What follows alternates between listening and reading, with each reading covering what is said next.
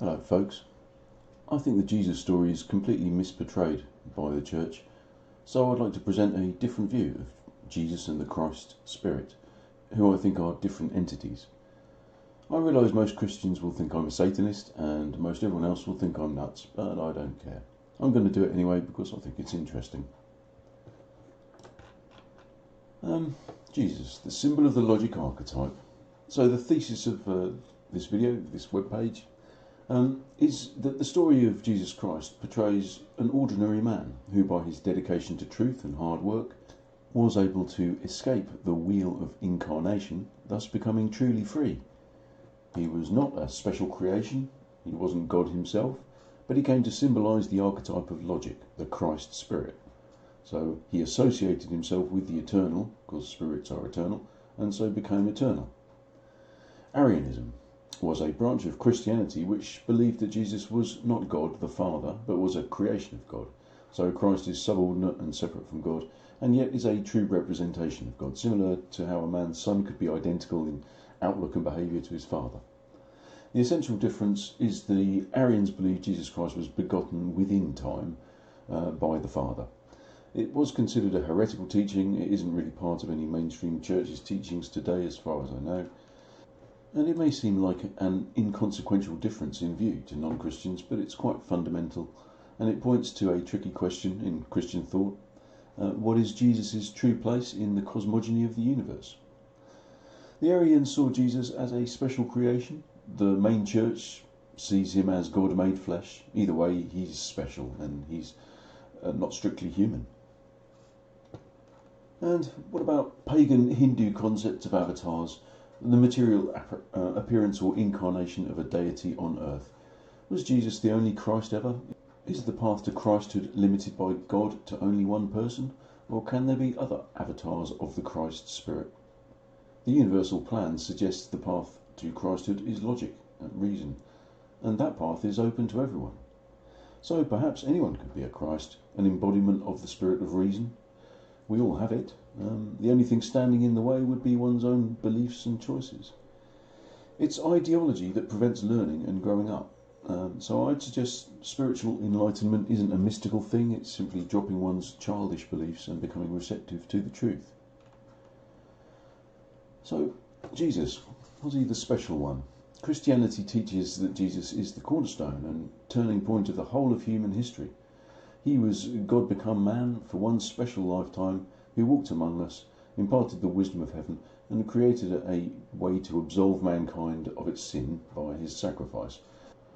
They believed Jesus was born as a special person. They could never really hope to emulate him, because he was actually God. Obviously, if Jesus really was God, in the way they describe, then no one could reasonably be expected to be as good as him. So Christians don't really believe they can be like Jesus. So, why did Jesus say things like, whoever believes in me will do the works I've been doing, and they will do even greater things than these?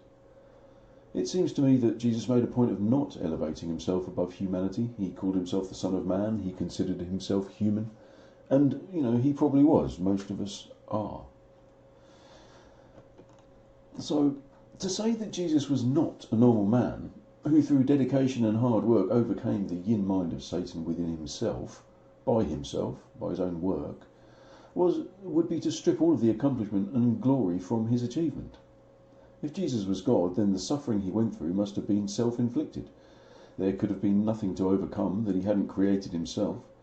There could have been nothing to learn, because he's omniscient, nothing to prove, and no triumph or glory.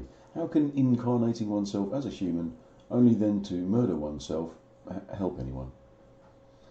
If, on the other hand, Jesus was born an ordinary man, and by his own hard work overcame the mind control programming of the Pharisees, the priests, and the Babylonian slave-driving cult that he was born into, as are we, then that's a totally different story. That takes a special type of person, but not a special particular person. It could be anyone who is willing to dedicate themselves to finding the truth amid a hailstorm of lies. Satan, the goddess, Yin, has deceived the whole world by creating a world of fictional things like government, money, and politics. It's a mind control cult which works by filling people's minds and hearts with materialist ideology, false hopes, and vain pride, from childhood, and preventing them from ever growing up out of the yin mind of the child. It is deliberate arrested development, and it's the same technique humans use to farm animals by selecting them for immature characteristics. It takes a dedicated mind, a stubborn spirit, and years of effort to climb out of this web of fantasia and hypnotic trance that the high magi of the goddess have spun. Society is very much like a magical spell designed to turn people into slaves to serve the elite, and it's been very effective. You just have to look at the world. Most of the slaves would fight to the death to protect their chains and their slave masters. But I suspect there are a few people out there who hate being slaves. I hope they find my channel and don't hate me too much. So it says in the Bible that the free gift of God is eternal life. Christ is Logos, the archetype of logic and reason, and everyone has the ability to reason.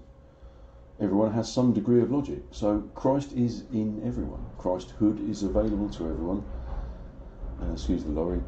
And all anyone has to do is use their powers of reason without prejudice.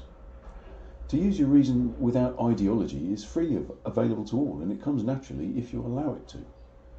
The only difference between Jesus and anyone else is that he used his God-given powers of reason to figure out the truth, like a true scientist, without partiality or ideology. Whereas everyone else on the planet only use their reason selectively when it suits their ego. Jesus was able to see the truth because he ignored his childish emotional attachments to stupid beliefs like, I'm clever and I know things. He realised that he needed a totally new way of looking at the world, and so thought it through for himself. At least that seems a much more rational and empowering story to me.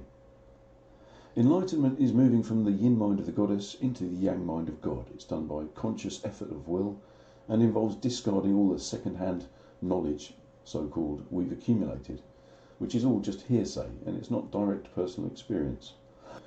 It requires going back to first principles and thinking it all through from scratch. It's a leap of faith in the dark. You don't know how big the gap between your current knowledge and the actual truth is, and you don't know how long it'll take you. It could take a while. It's a leap of faith. Liberation from childhood. So in this thesis, Jesus Christ was a man who, by his choices and his hard-won defeat of the demons of emotionality, in his quest to find truth, came to embody the eternal spirit of logic. He was shown the deepest secrets of the universe by this great spirit, which is a living thing, and went about teaching people to love each other, and that death would have no power over them, if they did. As mortal Jesus embodied the eternal Logos, he became one with the eternal, and so overcame mortality. He was free to leave the mother's nursery and continue into the care and tuition of the Father. He escaped the wheel of incarnation. He became free as a young man who has just graduated from school. When children are small, they are the responsibility of the mother, and she teaches them. And once they've learned all the lessons she has to teach, they move up into their adult lives, beyond this earth level where we are now. Jesus became the living symbol of the eternal archetype by his personal sacrifice. Jesus overcame. He beat a path through the wilderness to show the way. He was the example that people should follow if they want to progress in life. But he didn't do it just for everyone else. He did it for himself too. He was doing it for himself because you can only do it for yourself, and you can only lead the way. You can't. The Christian idea that Jesus came down and did this for everyone else and somehow absolved everyone of their sins by doing this himself, it's a nonsense. You have to do this yourself. That's the only way. You have to go to the toilet for yourself. No one can do it for you. And this is just like going to the toilet. This is about spiritual hygiene. It's about cleaning your mind and your spirit of all of the dirty crap you've accumulated from school and from the media and all of the nonsense, rubbish, idiotic ideas, because they are spiritual dirt that you have to rid yourself of, you have to clean yourself of. This is spiritual hygiene. The wheel of slavery. This is the choice we all face. Either look at the truth or deny it. We're all free to deny it, but if we do, then after death we would presumably either A, have to be reincarnated again on Earth in the future, and the future looks pretty bad at the moment, or be consigned to some cosmic scrap heap or recycling centre, the scrap heap hypothesis. Well, the chances are it's reincarnation. You know, yin is cyclic and the spirit is eternal, so it seems to make sense.